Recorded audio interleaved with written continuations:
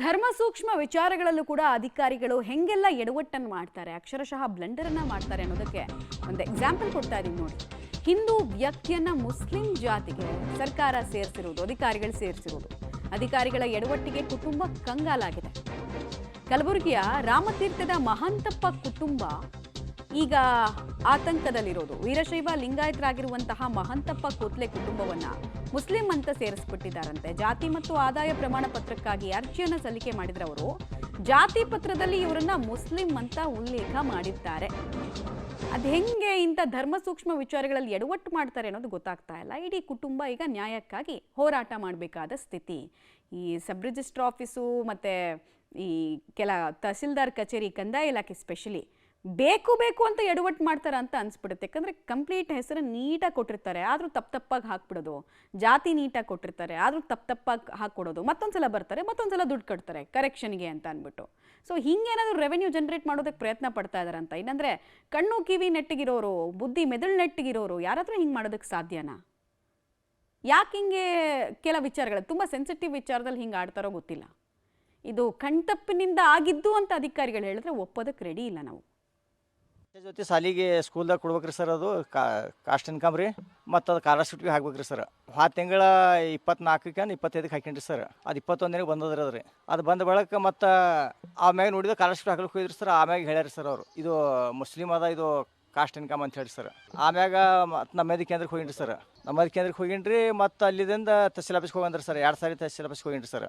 2 ಸಾರಿ SC madam ಅವ್ರ ಬಲ್ಲಿ ಹೋಗಿನ್ರಿ sir. ಒಳಗೆ ಬಿಟ್ಟಿಲ್ರಿ ಸರ್. ಅಲ್ಲಿ ಹಿಂದೆ ಸೈಡ್ ಬ್ಲ್ಯಾಕ್ ಸೈಡ್ ಹೋಗಂದ್ರೆ ಅಲ್ಲಿ ಭೀ ಹೋಗಿನ್ರಿ ಸರ್. ಮತ್ತು ನಿಮ್ಮದು ಡೇಟ್ ಬರ್ಕೊಂಬ ಅಂದ್ರಿ ಸರ್. ಹೋಗಿ ಕೇಸಂದು ತಹಸೀಲ್ ಆಫೀಸ್ದಾಗ ಡೇಟ್ ಭೀ ಬರ್ದು ಕೊಟ್ರಿ ಸರ್. 21 ತಾರೀಕಿಗೆ ಫೈಲ್ ಬಂದ ಅಂತ ಹೇಳಿ ಆ ಸಾಲ್ಯಾಗ ಕಾಸ್ಟ್ ಇನ್ಕಮ್ ಕೇಳ್ಯಾರ.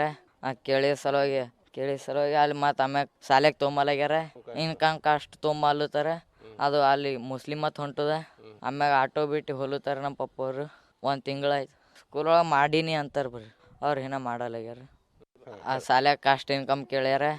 ಕೇಳಿ ಸಲುವಾಗಿ ಡೀಟೇಲ್ಸ್ ಕೊಡ್ತಾರೆ ಪ್ರವೀಣ್ ರೆಡ್ಡಿ. ಇದು ಕಣ್ತಪ್ಪಿನಿಂದ ಆಗಿರೋದಾ ಅಥವಾ ಅಧಿಕಾರಿಗಳ ನಿರ್ಲಕ್ಷ್ಯತನ, ಬೇಜವಾಬ್ದಾರಿತನದ ಪರಮಾವಧಿನ? ಇದು ಏನೇನು ಮಾಹಿತಿ ಸಿಗ್ತಾ ಇದೆ? ಸರಿಪಡಿಸೋ ನಿಟ್ಟಿನಲ್ಲಿ ಏನು ಹೆಜ್ಜೆಯನ್ನು ಅಧಿಕಾರಿಗಳು ಇಟ್ಟಿದ್ದಾರೆ? ಈಗ ಮತ್ತೆ ಅದಕ್ಕೂ ದುಡ್ಡಿಸ್ಕೊಳ್ತಾರ ಹೇಗೆ ಅಂತ? ಇದೊಂದು ಅಧಿಕಾರಿಗಳ ಒಂದು ದಿವ್ಯ ನಿರ್ಲಕ್ಷ್ಯ ಅಂತ ಹೇಳ್ಬೋದು. ಆದ್ರೆ ನಿರ್ಲಕ್ಷ್ಯಕ್ಕಿಂತ ಹೆಚ್ಚಾಗಿ ಏನಂದ್ರೆ, ಈ ಒಂದು ಆಟೋ ಚಾಲಕರಾಗಿದ್ದಂತಹ ಮಹಂತಪ್ಪ ತಮ್ಮ ಮಗನ ಒಂದು ಇನ್ಕಮ್ ಕಾಸ್ಟ್ಗಾಗಿ ಅರ್ಜಿ ಸಲ್ಲಿಸಿದಂತ ಸಂದರ್ಭದಲ್ಲಿ 2020ರಲ್ಲಿ ಅವರೇನು ಪ್ರಮಾಣ ಪತ್ರವನ್ನು ಪಡೆದಿದ್ರು, ವೀರಶೈವ ಲಿಂಗಾಯತ ಅಂತ. ಆ ಒಂದು ಪ್ರಮಾಣ ಪತ್ರವನ್ನು ಕೂಡ ಅಟ್ಯಾಚ್ ಮಾಡಿಯೇ ಆ ಒಂದು ಕಂದಾಯ ಇಲಾಖೆ ಅಧಿಕಾರಿಗಳಿಗೆ ಕೊಟ್ಟಿದ್ರು. ಆದ್ರೂ ಕೂಡ ಅವರ ಒಂದು ಜಾತಿ ಕಾಲಂನಲ್ಲಿ ವೀರಶೈವ ಲಿಂಗಾಯತ ಅಂತ ತೆಗೆದು ಅಲ್ಲಿ ಮುಸ್ಲಿಂ ಅಂತ ಉಲ್ಲೇಖ ಮಾಡಿದ್ದಾರೆ. ಅದಾದ ಬಳಿಕ ಏನೋ ಅಧಿಕಾರಿಗಳ ಒಂದು ಕಣ್ತಪ್ಪಿನಿಂದ ಈ ರೀತಿಯಾಗಿ ಒಂದು ಜಾತಿ ತಪ್ಪಾಗಿರ್ಬೋದು ಅಂತೇಳಿ ಆ ಒಂದು ಜಾತಿ ಪ್ರಮಾಣ ಪಡೆದಂತಹ ಮಹಂತಪ್ಪ ಅವರು ಮತ್ತೆ ತಹಶೀಲ್ ಕಚೇರಿಗೆ ಈ ರೀತಿಯಾಗಿ ಜಾತಿ ಕಾಲಂನಲ್ಲಿ ವೀರಶೈವ ಲಿಂಗಾಯತ ಬದಲಿಗೆ ಏನಂದ್ರೆ ಮುಸ್ಲಿಂ ಅಂತ ಉಲ್ಲೇಖ ಆಗಿದೆ, ಅದನ್ನ ಸರಿಪಡಿಸಿ ಅಂತ ಹೇಳಿ ಸುಮಾರು 4-5 ಬಾರಿ ಈಗ ಮನವಿ ಕೊಟ್ಟರು ಕೂಡ ಅಲ್ಲಿರುವಂತಹ ಯಾವುದೇ ಒಬ್ಬ ಅಧಿಕಾರಿ ಕೂಡ ಅವರಿಗೆ ಸ್ಪಂದನೆಯನ್ನು ಮಾಡ್ತಾ ಇಲ್ಲ. ಸುಮಾರು 1 ತಿಂಗಳಿನಿಂದಲೂ ಕೂಡ ಪಾಪ ಅವರು ಆಟೋ ಚಾಲನೆಯನ್ನು ಬಿಟ್ಟು ಆ ಒಂದು ಇನ್ಕಮ್ ಕಾಸ್ಟ್ ಬದಲಾವಣೆಗಾಗಿ ಒಂದು ಕಂದಾಯ ಕಚೇರಿಗೆ ಅಲ್ದಾಡುವಂತಹ ಪರಿಸ್ಥಿತಿ ನಿರ್ಮಾಣವಾಗಿದೆ. ಹೀಗಿದ್ರೂ ಕೂಡ ಅಲ್ಲಿನ ಅಧಿಕಾರಿಗಳು ತಾವು ಮಾಡಿರುವಂತಹ ಏನ್ ತಪ್ಪಿದೆ ಆ ಒಂದು ತಪ್ಪನ್ನು ಸರಿಪಡಿಸ್ತಾ ಇಲ್ಲ. ಇದರಿಂದ ಏನಾಗ್ತಾ ಇದೆ ಅಂದ್ರೆ, ಆ ಒಂದು ಶಾಲೆಯಲ್ಲಿ ಮಗುವಿಗೆ ಇನ್ಕಮ್ ಕಾಸ್ಟ್ ಅನ್ನ ಆ ಶಾಲೆಯ ಆಡಳಿತ ಅಧಿಕಾರಿಗಳು ತೆಗೆದುಕೊಳ್ತಾ ಇಲ್ಲ. ಯಾಕಂದ್ರೆ ವೀರಶೈವ ಲಿಂಗಾಯತ ಅನ್ನೋ ಒಂದು ಕಾಲಂನಲ್ಲಿ ಮುಸ್ಲಿಂ ಅಂತ ಉಲ್ಲೇಖ ಆಗಿದೆ, ಅದನ್ನ ಸರಿಪಡಿಸ್ಕೊಳ್ಳಿ. ಅದು ಸರಿಪಡಿಸಿದ ಬಳಿಕವೇ ನಿಮ್ಗೆ ಸ್ಕಾಲರ್ಶಿಪ್ ಕೊಡಲಾಗೋದು ಅಂತ ಸ್ಕೂಲ್ನವ್ರು ಹೇಳ್ತಾ ಇದ್ದಾರೆ. ಮಮತಾ, ಆಲ್ ರೈಟ್, ಧನ್ಯವಾದ ತಮ್ಮೆಲ್ಲ ಮಾಹಿತಿಗಾಗಿ ಪ್ರವೀಣ್ ರೆಡ್ಡಿ. ಇದೇ ವೈಸಾ ವರ್ಷ ಆಗಿದ್ದಿದ್ರೆ ಬೆಂಕಿ ಬಿದ್ದಿರೋದು ಇಷ್ಟೊತ್ತಿಗೆ ಕಚೇರಿಗೆ.